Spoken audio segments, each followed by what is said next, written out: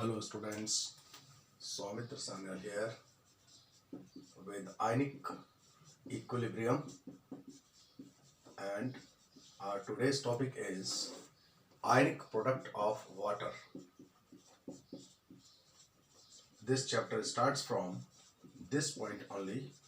ionic product, water का ionic product क्या होता है, कौन कौन से आयंस वाटर में बनते हैं, और यहीं से एसिडिक और बेसिक मीडियम की बात शुरू होती है. If H2O dissociates into two parts, then two ions are formed. एक H plus बनता है और एक OH minus आयन बनता है.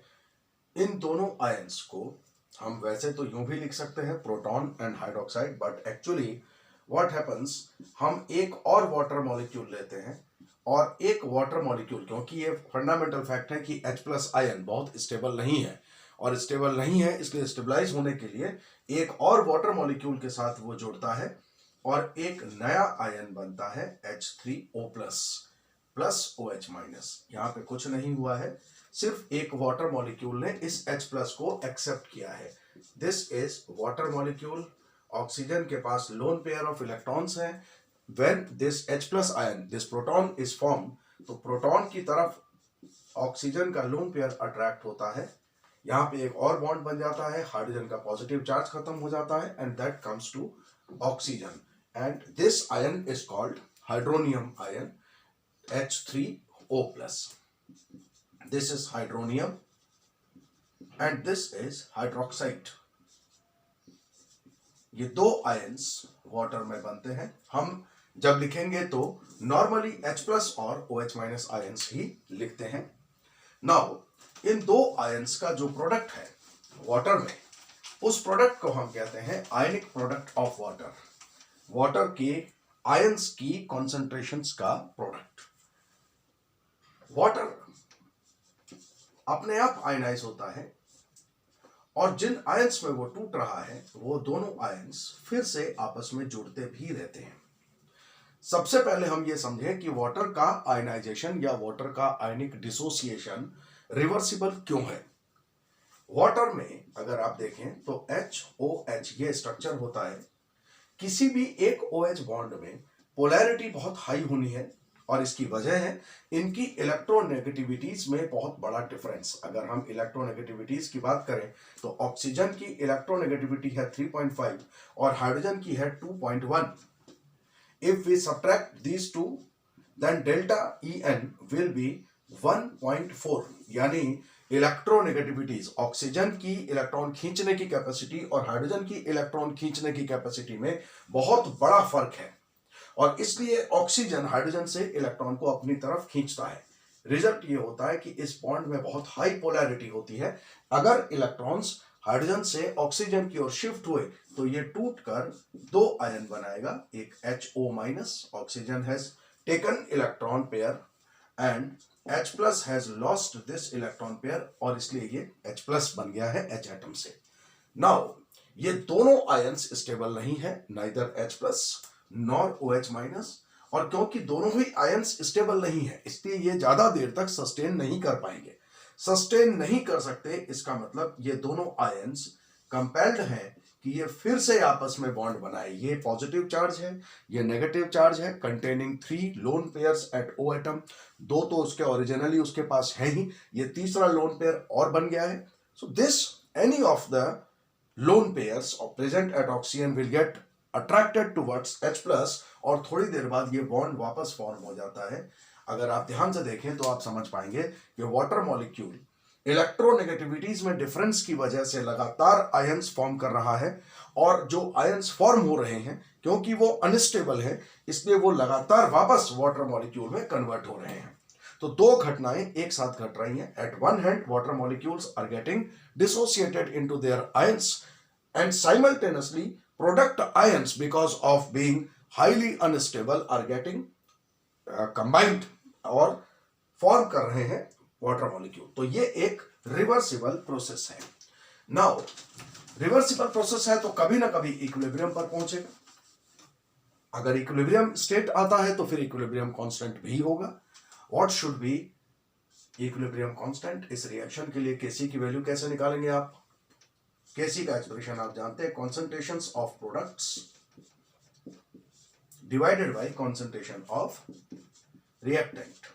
Okay, now bring this water concentration to this side, Kc into H2O concentration, H plus into OH minus. This product, this is Kc. As we know very well, equilibrium constant को सिर्फ एक factor change कर सकता है और वो factor है temperature. Kc cannot at all be changed by any other physical or chemical factor than temperature. सिर्फ एक टेम्परेचर ही है जो Kc को चेंज कर सकता है. So far as water concentration is concerned, अब वाटर में और वाटर मिला के आप उसे डाइल्यूट नहीं कर सकते, या वाटर में और वाटर मिलाने से वाटर की कॉन्सेंट्रेशन बढ़ भी नहीं सकती. तो वाटर की कॉन्सेंट्रेशन अगर आपको चेंज करनी है तो वो एक ही पॉसिबिलिटी है कि वाटर के मोल वही रहें और उसका वॉल्यूम बढ़ जाए. वो एक ही कंडीशन में हो सकता है जब आप टेम्परेचर चेंज करें. So both of these factors, एक फैक्टर है Kc जो टेम्परेचर डिपेंडेंट है, दूसरा है कॉन्सेंट्रेशन ऑफ वाटर और ये भी टेम्परेचर डिपेंडेंट है. इट मींस व्हाट, जब तक आप टेम्परेचर को चेंज नहीं करेंगे तब तक न तो Kc की और न ही वाटर की कॉन्सेंट्रेशन चेंज होगी. यानी ये दोनों हमेशा कांस्टेंट रहने वाले हैं जब तक आप टेम्परेचर को नहीं बदलते. तो हम टेम्परेचर को अगर ना बदलें तो ये दोनों हमेशा कांस्टेंट रहने वाले हैं. तो दो कांस्टेंट्स का प्रोडक्ट, फिर एक नया कांस्टेंट, और इस बार इस कांस्टेंट को हम कहते हैं Kw, that is ionic product of water. And why it is called so? Because as you see Kw is equal to what? Product of concentrations of H plus and OH minus ions. Water के जो दो product ions हैं उन दोनों की concentrations का product ये है, and that's why it is called ionic product. Okay, now Kw की वैल्यू डिटरमिन करने का टाइम है. Kw कितना होता है? Kw हमेशा कांस्टेंट नहीं होगा. जैसा कि हमने कहा Kw टेम्परेचर डिपेंडेंट है. Kw जिन दो कांस्टेंट्स का प्रोडक्ट था उनमें से एक था Kc और दूसरा था कॉन्सेंट्रेशन ऑफ वाटर, और ये दोनों टेम्परेचर डिपेंडेंट हैं. एज वी सेड, जब तक आप टेम्परेचर को नहीं बदलेंगे neither Kc nor H2O concentration is going to change. जैसे ही आप टेम्परेचर को चेंज करते हैं Kc भी बदलेगा, H2O की कॉन्सेंट्रेशन भी बदलेगी, और इसलिए Kw की वैल्यू भी बदलेगी. सो Kw इज टेम्परेचर डिपेंडेंट. सबसे पहले इस बात को समझ लीजिए. एट 25 डिग्री सेल्सियस टेम्परेचर, हम इसी टेम्परेचर को क्यों चूज करते हैं, कभी इस पर सोचिए.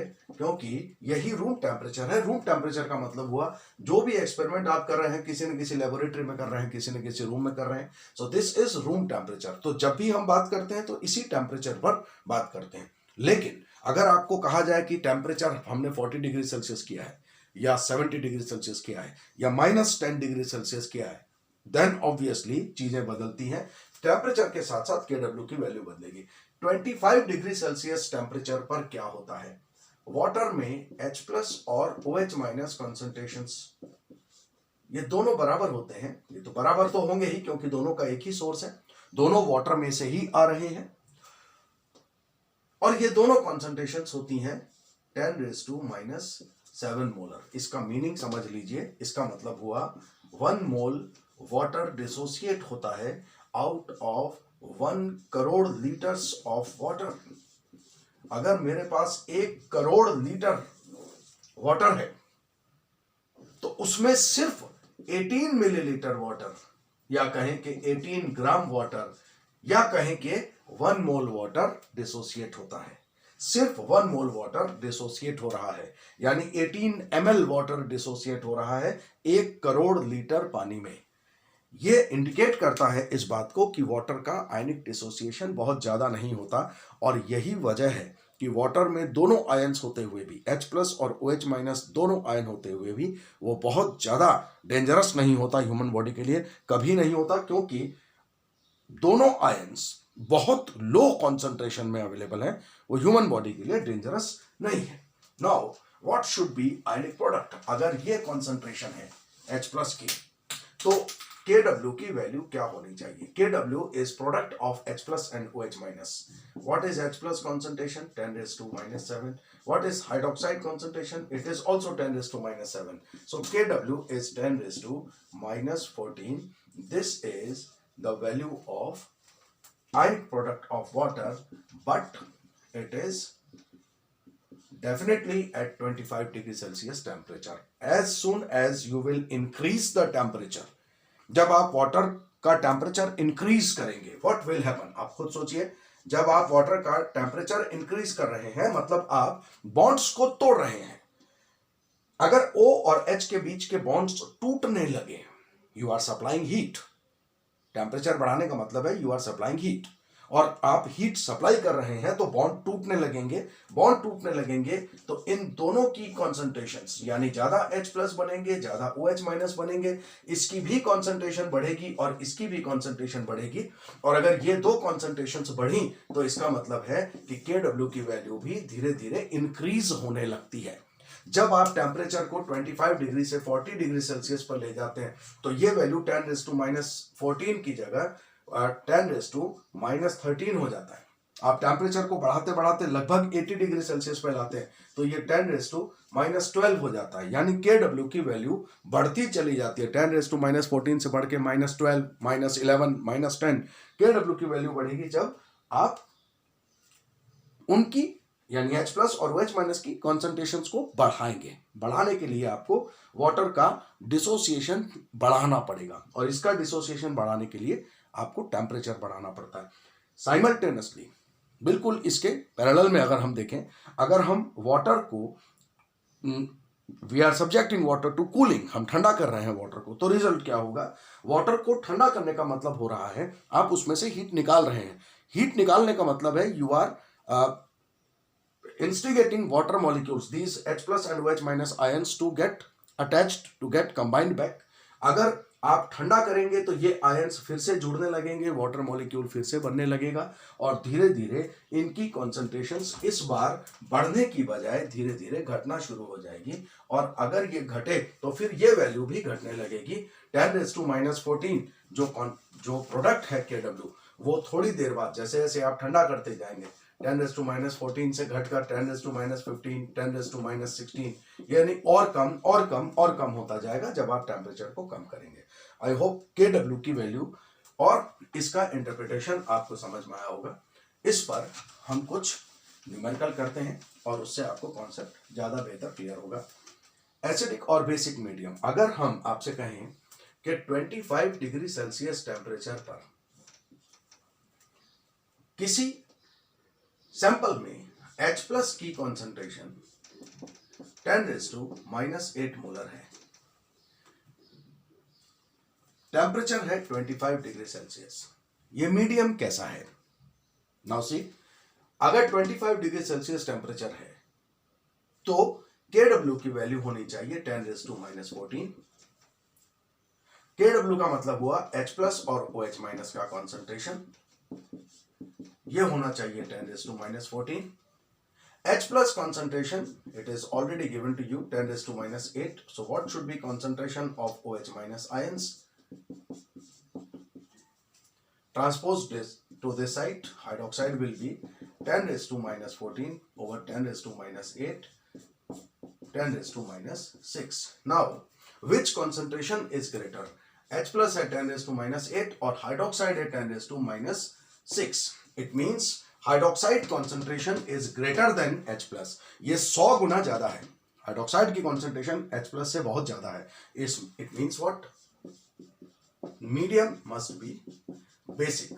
इसका मतलब है कि सॉल्यूशन में आपने बाहर से हाइड्रोक्साइड आयन मिलाया है, जिससे वाटर में जो नेट H प्लस कॉन्सेंट्रेशन है वो नेट OH माइनस कॉन्सेंट्रेशन से कम हो गया. H प्लस का एक ही सोर्स है वाटर, जबकि हाइड्रोक्साइड के दो सोर्स हैं, वाटर एंड बेस. इसलिए hydroxide is leading H plus. Okay,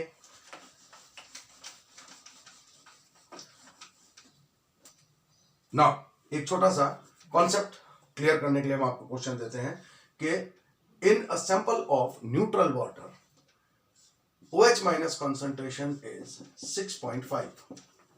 This is OH minus concentration, और यह बताया गया कि न्यूट्रल वाटर है। What should be temperature? अगर हमारे पास में 4 ऑप्शंस हों, 4 ऑप्शंस टेम्परेचर के आपको दिए गए हैं, 5 degree Celsius, 17 degree Celsius, 25 degree Celsius and 40 degree Celsius, which option must be correct? Now hydroxide ion concentration अगर 6.5 है, ये 6.10⁻⁻⁵, सॉरी, तो अगर हाइड्रोक्साइड की ये कॉन्सेंट्रेशन है तो H प्लस की भी यही कॉन्सेंट्रेशन होगी। क्यों होगी? क्योंकि न्यूट्रल वाटर है। न्यूट्रल वाटर का मतलब है H प्लस और OH माइनस बराबर होने चाहिए। अगर ये दोनों कॉन्सेंट्रेशंस बराबर हैं तो Kw की वैल्यू क्या होनी चाहिए? 10⁻⁻⁶ इंटू 10⁻⁻⁵, दोनों को ऐड कीजिए, it will give you 10⁻⁻13। Kw की वैल्यू 10⁻⁻13 है और डेफिनेटली ये वैल्यू 10⁻⁻14 से ज्यादा है। Kw की जो वैल्यू हम जानते हैं वो 10⁻⁻14 है और ये जो Kw की वैल्यू आ रही है 10⁻⁻14 से ज्यादा है। ये टेम्परेचर 25 डिग्री सेल्सियस पर होता है और ये वैल्यू क्योंकि इससे ज्यादा है इसलिए ये टेम्परेचर 25 डिग्री सेल्सियस से ज्यादा होना चाहिए। So which option is correct? Only option D है जो करेक्ट लग रहा है।